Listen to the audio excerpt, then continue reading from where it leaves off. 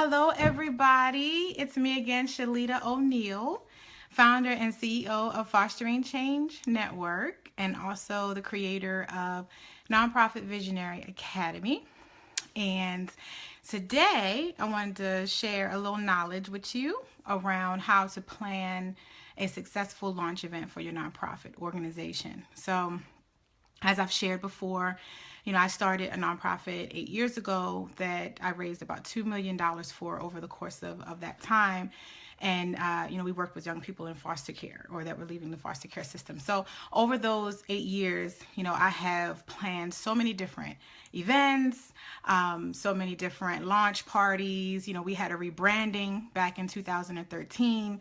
And so events, I love events. I love them. I love to network with people, bring people together for a good cause. So I've done my fair share of event planning. I've also planned larger conferences for like professional development and things like that. So for your launch event though, there's things that you have to do, preparation beforehand, as well as, most of it really. The event is probably will be no more than maybe 2 hours. Most of what you're going to be doing is preparing for it. And then it's the follow-up afterwards, which is the really, really important work. So I wanted to take a little bit of time today just to give you an overview. If you are at that space where you've already, you have your mission, your vision, you've hopefully taken a look at the Dream Your Nonprofit in a Weekend online course. That's on my website, shalitaoneal.com. It's a free online course to help you think through the basics of your nonprofit. So hopefully that's all done. You've decided who your board members are going to be, and they're strong, active worker bees like we talked about a couple of days ago. Your board is everything. So hopefully you have that together and you have your board members ready to go and help you with this. So now it's about, okay, well, and initially let's hope that you've already spoken to your board members. They've made a contribution because, like I said before, they are the ones who are going to be the first people or they should be the first people to contribute to the organization because, it's their organization as well. So hopefully you will have gotten, enough contribution from them to be able to, at this point, have gotten your logo or started a website. Nowadays you can go on Wix.com or Squarespace. There's a couple of different platforms that you can use to even do it yourself, right? You don't need a humongous, crazy 17 different page website right now. No, 1 or 2 pages, just to let people know what you're doing, what you're planning to do is enough. And you could even do that, so if you want to save some money. So today, what I really wanted to go over again is a couple of different pieces. It's about leveraging your resources. So we're talking about before you actually, get to the nitty gritty of having this event, this launch event where you're announcing to the world, about the work that you're going to be doing in the community. Okay, so this is prep work. You have to do some prep work. So it's about leveraging your resources and then preparing for the event itself, which I said before is really the event is the prep, the beforehand and the afterhand. That's where a lot of the work goes into. So we're going to talk about that.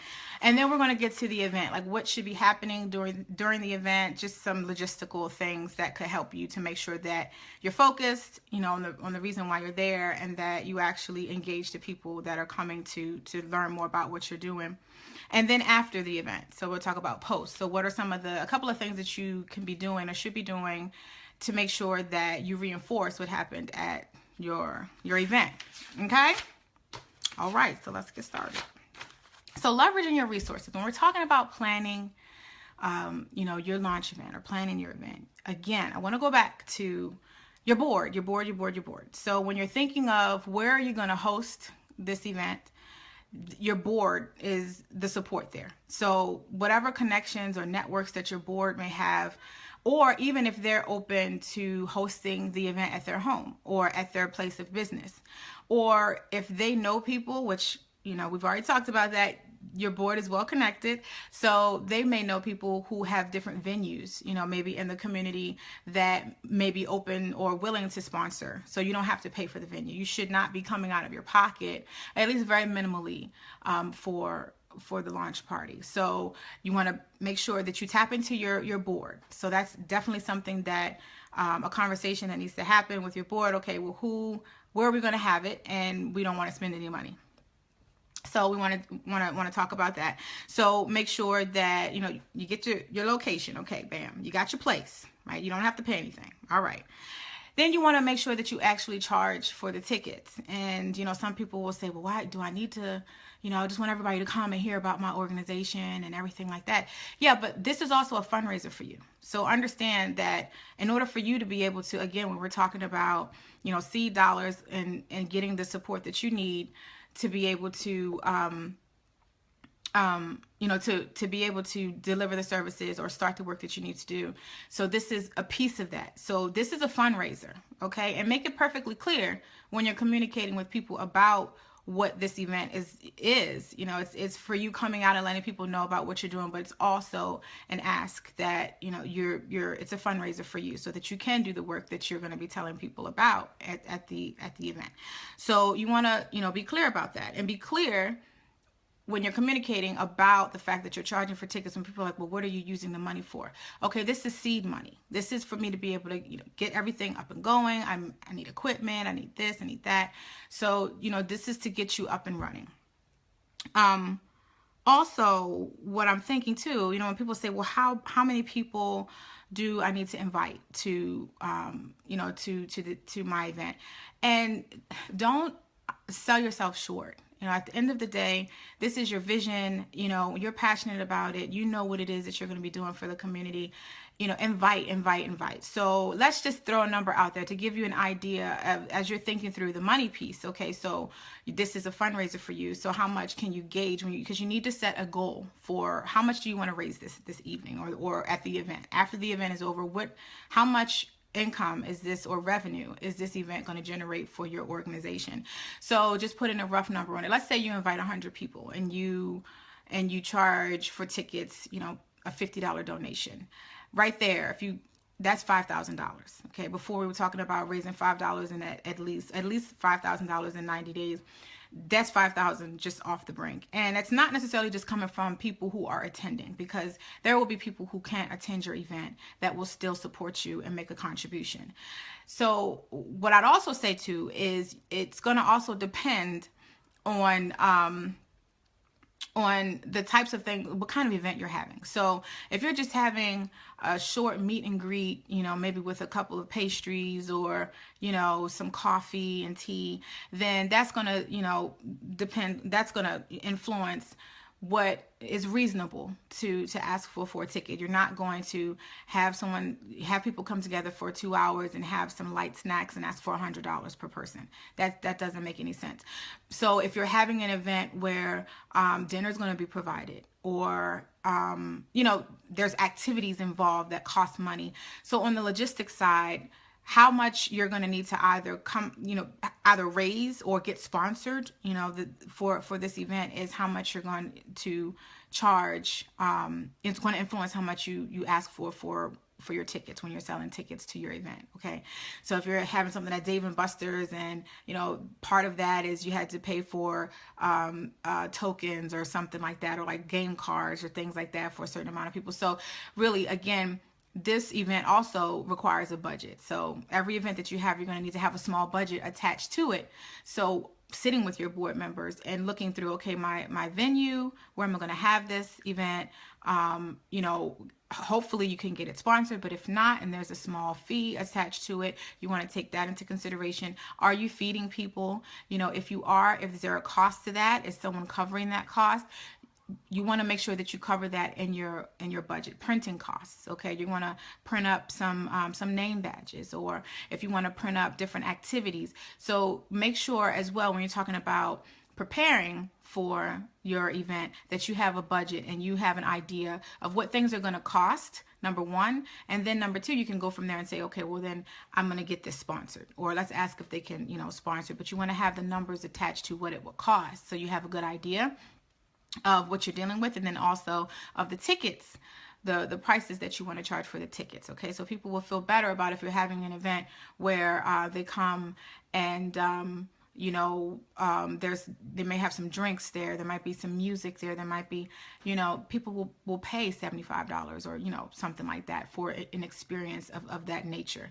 So just keeping that in mind when you're talking about ticket prices. How much am I going to ask people for? And really at the end of the day, people are having, and I say that a lot at the end of the day, all in all, what people are coming to is to support you, but they're also coming for an experience as well. So you want to keep that in mind.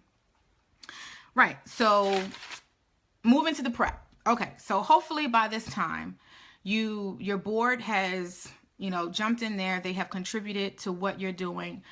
You have in the organization, and like I was saying before in my previous video, your marketing and how you present to the world is very important. So hopefully I would suggest that by the time you have this launch party, that you already have your logo in place, and you already have a website up, and you have your one pager already together. So your marketing, your communication, your messaging to the world is already prepared, already done, because that is super, super important, because first impressions, again, are everything. So you're inviting the world now to come in and to see what you're doing and to feel your passion and everything like that.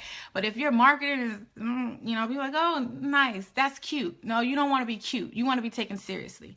So make sure you have, at that point, your logo, and you've invested in that, right? Because you get what you pay for. Like I said before, if you get somebody that you pay $5 for a logo, that's exactly what your logo is going to look like. And that's exactly the type of experience people are going to get from it, a $5 experience.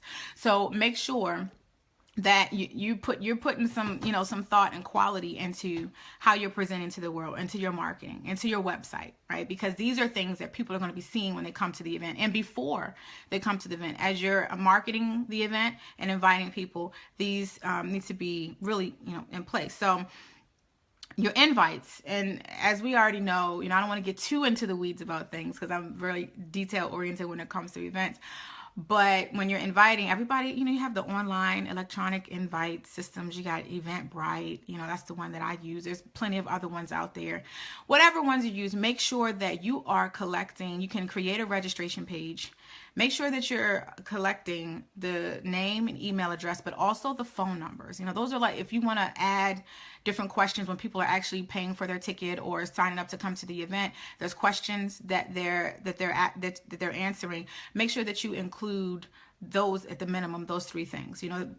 Specific to your event, you may have other questions that you want to ask or demographics to track, because as to really be aware as you're doing events, everything that you're doing, when you're interacting with people, when you're engaging people around what you're doing, you need to be collecting their information, okay? Because you're going to be in contact with them. This is about relationship development, resource development, right? So you want to make sure, depending on whatever your cause is and, whatever is important to you in your organization, you're collecting that type of information from the people who are going to be attending. So make sure that the phone number, email, name, the bare minimum, that is what you collect. And I say that because moving into contact, a lot of people think, okay, I'm just going to schedule an event or a party, launch party, and then, put the email out there and wait for people to come. And it's going to be great. And everybody's going to show up. And I just want to let you know that no, you have to continually follow up with people, leading up to the event. And follow up is not just sending a reminder automated email, to let people remind people that the event is coming up. Follow up is I'm getting on the phone, you're calling people, you're sitting down, you're scheduling meetings to sit down with people who might be connected to other people to bring to your event. Those people, and that includes people who have RSVP'd already, keep in contact with them. Let them know, okay, hey, can't wait to see you. Make sure you're letting your friends know about the event, whatever the case may be. And then also, I get this a lot because, like I said, I've planned a lot of events. People say, I'm coming. I'm going to come. I'll be there. They don't RSVP. But every time you talk to them, I'm coming. I'm on RSVP. I'm going to be there. Oh, don't worry about it. People wait to the very last minute to do things. But what I would say is don't just stick with their word, or, make sure you're following up with them every chance you get. Be persistent, because it's not personal. People are just busy. People have other things going on, other priorities, and they really do care about you. If they said that they're going to come or they want to come to your event, take them at their word, but also stay on top of them and be persistent. So keep reaching out to them, even up to the very last day before the event. You want to make sure you're following up with people, because people forget, right? So, yes, relationship building is very, very key, and making sure that you're following up with your contacts before the event is very important. I would say, people say, okay, half of it is getting people there, and that's work. But again, your board, going back to your board members and the people that have signed on to help you do this and to run this organization, you are not in this by yourself. So they should also be reaching out to their networks. If you have to make a list of people from the RSVPs you've received with phone numbers who need to be contacted and followed up with, split that up with your board. Let them contribute, because that's what they want to do. So you don't have to do that by yourself. But if I can stress anything, it's making sure that you're always following up with people beforehand to let people know about your event, even up until the day of. And let's say someone says, well, I want to come to your event, but I don't have the $30 or $40 to be able to come to the event. Okay, well, you take that case by case, right? Depending on the, if you want people there, if that person is connected to networks or connected to people, or they can say, you know what, I may not be able to give money to come to your event, but I might be able to volunteer, or I might be able to contribute in some way, shape, or form. You still want to engage that person, right? So making sure that is the bulk of the event, okay, is keeping in contact with people and recruiting volunteers to make sure that you have extra hands at the event, which again, your board can help you with that. So let your board support you in that way. I also would suggest to have a short presentation. And however you want to do that, whatever your personality is, whatever your organization, how you're going to be approaching your work is up to you. You're the visionary, right? But I would say that you want to make sure you prepare some talking points for people that are coming, because they need to know your story and why you have decided to start this organization. How is it personal to you? And what do you plan to do? Like, what is the issue that you're trying to address? Why is it so important? And as I shared before, it's important for you to make sure that you have a client. Let's say if you're working with young people, okay, that are in foster care. I always use that example because that's the world that I'm in. Bring a couple of young people who you're working with, to let them share their stories. And what I would say, prepare them, whether it's youth in foster care or whether it's, a client who you're going to be servicing. Make sure you prepare them before the event, right? You don't want them getting up there and breaking down crying, or really being in a situation where they're uncomfortable, right? So prepare them with some talking points, or, share with them, walk them through some things beforehand. Don't just invite them and put them up there and say, go ahead, tell people why we need to do this organization. So make sure you prepare them, but as some, feedback around the presentation, make sure you have a short program or short agenda, letting people know why you're there and the importance of the work. Bring someone there that is going to be touched by your work. Give them the reasoning behind, why this is so, why should they care? At the end of the day, outside of you and them caring about you, because again, most of these people are going to be your close, you're in your networks, people that are close to you, and they care about you, but you want them to care about your issue. So make it relatable. Why should they care about whatever you're doing? And make it visual. So whether it is a PowerPoint or whether it's a Prezi or whether it's something, I know I'm a visual person. It helps me to connect the dots. So, you may have people that are attending that are visual people. So make sure you have a short presentation if that's the case, or, do something creative so they can visualize what it is that you're doing. And also you want to be clear about what do you need? And it's not always money. So there may be people in the room who, they've given their donation to come, but that's not it. And that's not all. When people come to fundraising events or launch parties with the intention of raising funds, they know that, okay, what I pay for my ticket is one thing, but I'm also going to be expected to give a little something when I get in here as well. So most people that come to events like that understand that they're going to have to dig a little bit deeper, to give. And that's okay, right? So don't feel any kind of way about that, or, you don't want to ask for money. Listen, we have to get over that money thing, that money conversation. You need to ask for what you want, because what you're doing is worthwhile. Somebody needs it. It's going to save somebody's life. So asking for money, should be nothing, right? We got to get past that. But money might not be the only thing that they can give you. So they might maybe want to serve on your board, right? Maybe they know someone who has some resources or has some space, some office space for you to use for free. Or maybe they want to open up their home in a couple of weeks for you to come and have a networking event or fundraiser out of their home. Everybody in the room can serve different purposes, but you need to be clear before you go into the event on what it is that you need. So let's say, okay, you need, if you need office space, that's one thing.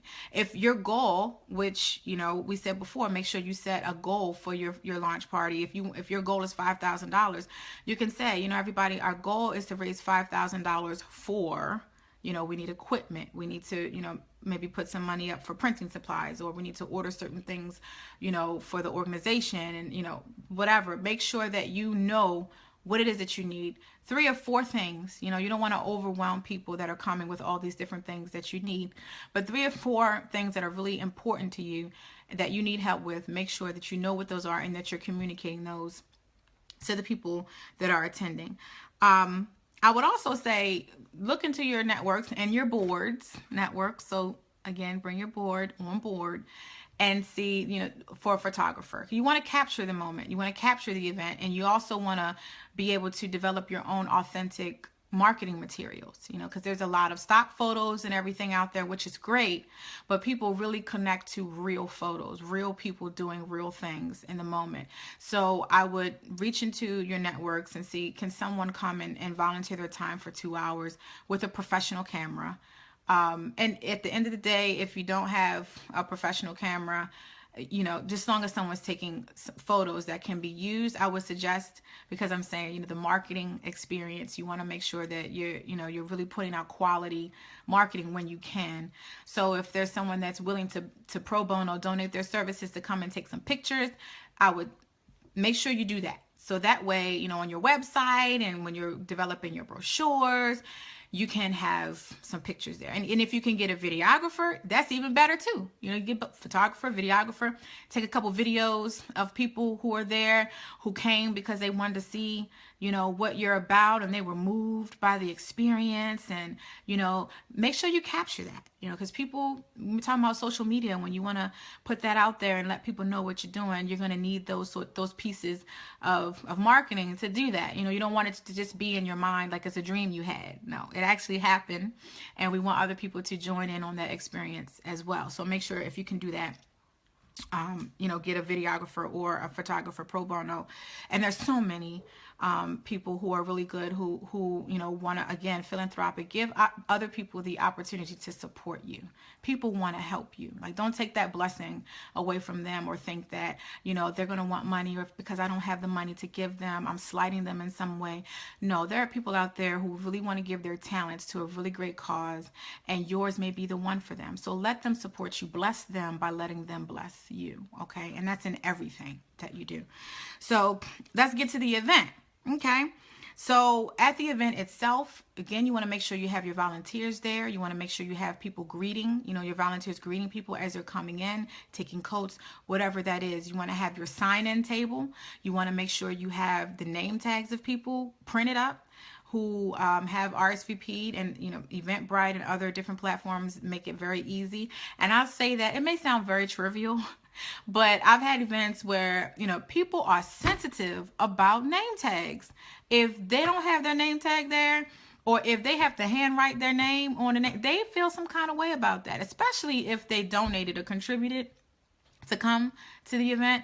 I had no idea people were that sensitive about name tags, but I learned one time when I did them myself and I messed them all up, and people didn't have name tags. They had attitude. We don't want that. We want the experience to be great, everybody to be happy, to feel valued and everything. So even that little bit, put a little star on the name tag, next to the name, put a heart, make it pretty, something. People are really sensitive about that. So make sure you have your sign-in table with their name tags printed out and lovely. It's inevitable 1 or 2 people coming at the last minute or something like that, or something happens, they don't have a name tag, that's fine. But make sure that you make an effort to put those name tags there, and make sure that your marketing is on the table for people to pick up, your business cards, your brochure. Again, I'm hoping you have invested in that at this point, because you're coming out to the world at this point.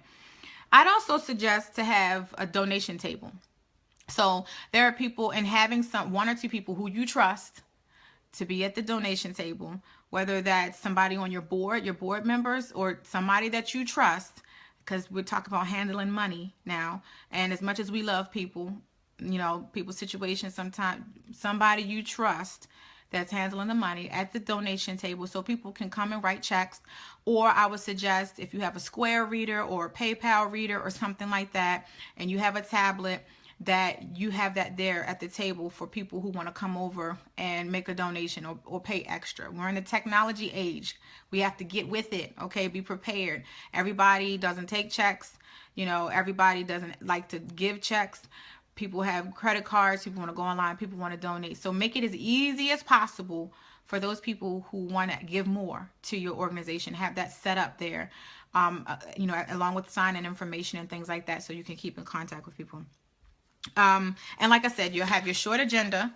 You let people come in and get settled for a second, mix and mingle a little bit, and then you have your short program, no longer than 30 minutes. You don't need to be up there with a long monologue about everything, lose people falling asleep. You don't want to do that.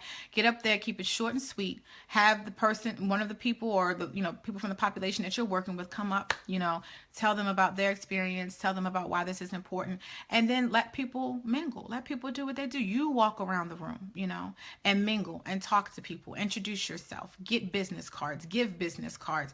This is your donor pool.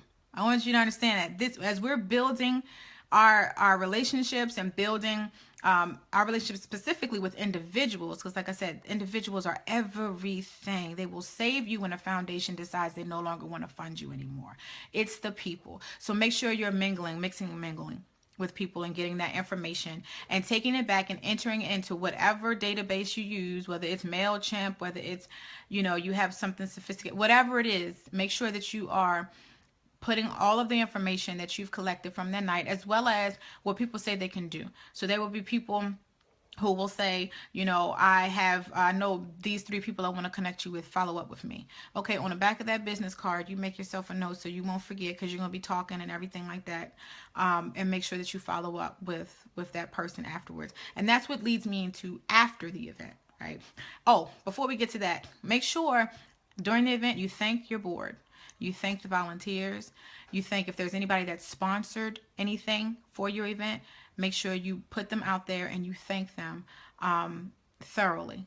People want to feel acknowledged and, valued. So make sure that you do that, because it's super important, because you wouldn't have an event without those people. So make sure you acknowledge them multiple times throughout the night if you can, or throughout the event if you can, if possible. Okay. So moving on to post, after the event. This is where the work is. The work was before, leading up, reaching out to people, engaging people, getting people excited about your organization and the event and how great it's going to be. And now after the event, you have to keep the momentum going. So it's not just about the event. It's about the people you met at the event. So all of the information that you collected through the sign-in sheets, through people who made donations, through people who have RSVP'd, you want to be following up with them and thanking them again. Thank them again. Pick up the phone, give them a call, and especially those people who say, well, I have an additional resource for you, and I want you to follow up with this and this and that. Schedule a time, follow up with them afterwards, thank them and say, can we schedule a time to get together so I can sit down with you and go over some things, right? And let's see how we can partner, because partnerships, collaborations are everything. Okay, so it's not about your event, it's about the people that came. So, and I think, so we want to schedule meetings with people. And then also I would say post social media, post pictures, videos, tag people, put the word out there about how great the event was. Even if you feel like it didn't go great or whatever, because as visionaries, we're so critical of ourselves, and everybody else will come and have a great time, and we're sitting there like, we should have did this, should have did that. Just, be thankful everything came together.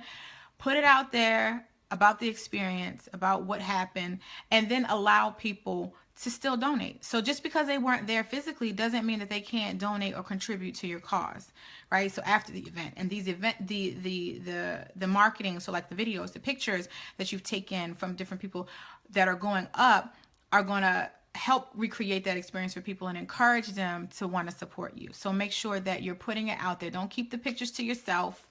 Don't forget about posting them. That's part of the follow-up, the after, the post, the event.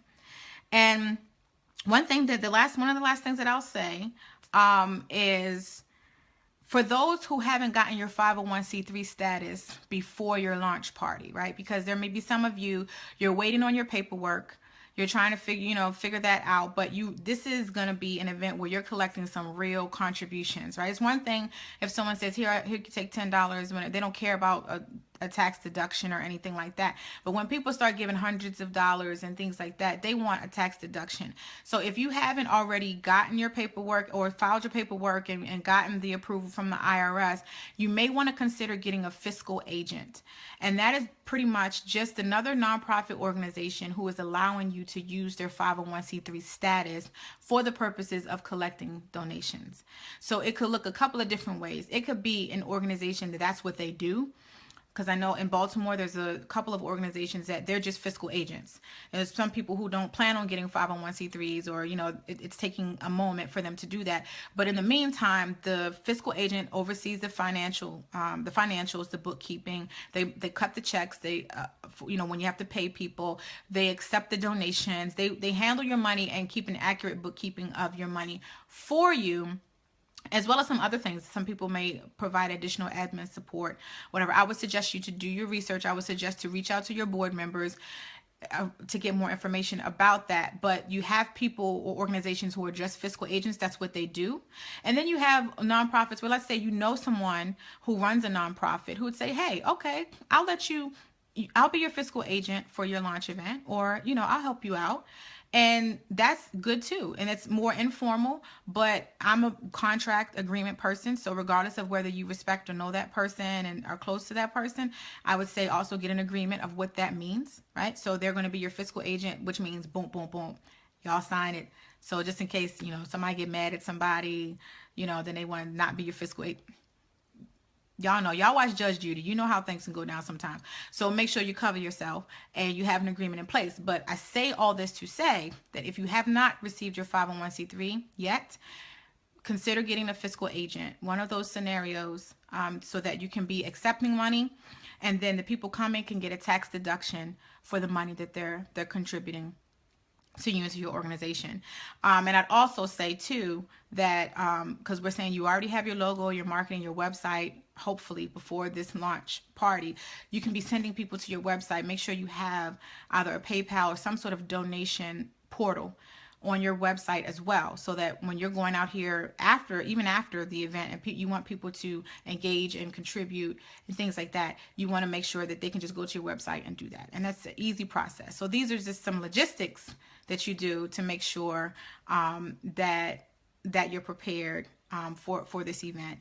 And again, I'm going to close it out. I just want to overview, because I didn't see if you guys have any questions. Please feel free to type them and ask me, because I'll be more than happy to answer them for you. And please, hi Mom, hi Mommy. Make sure that you are sharing this. Thank you for sharing, Mommykins, with others who are talking about having a launch event or getting out there. Letting people know about their organization, because you really want to make sure that when you do it right. You don't just throw something together and then that's what people remember, and that's what they attribute to your brand and to your organization. So make sure that, one, you're leveraging your resources. So we're going to go back over really quickly. Leverage your resources. Get your board involved. They should be leading this charge with their networks and with their resources. So when you're thinking about the logistics of the event, where it's going to be, food, little thank yous or whatever that you might want to give to people attending.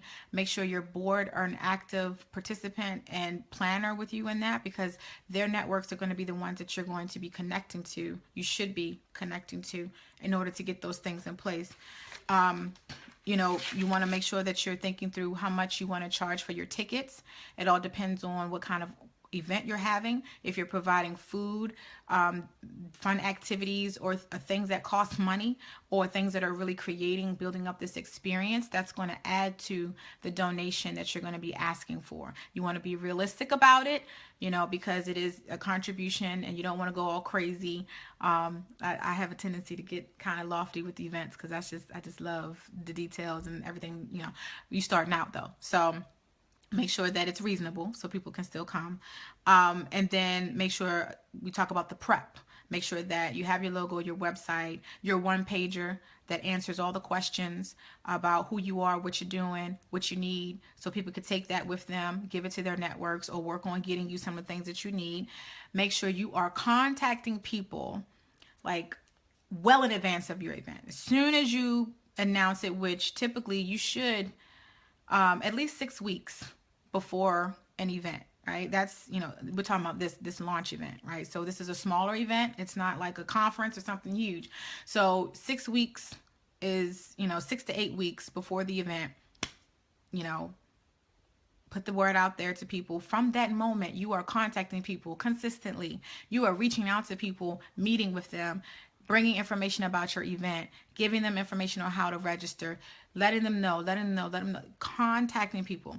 You and your board, right? You split up as people are RSVPing, or as you're talking to people, or people you have an idea who you want to invite and you have phone numbers, split up the call list, call them.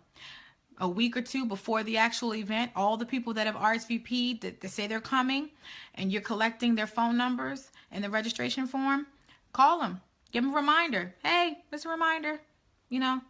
I've received text messages when I've with events that I've RSVP'd for. I'm like, oh, okay. I'll take a text message before I talk to somebody. So, text them. Just a reminder. Hope I see you. That is the bulk of the leading up to, is reaching out to people.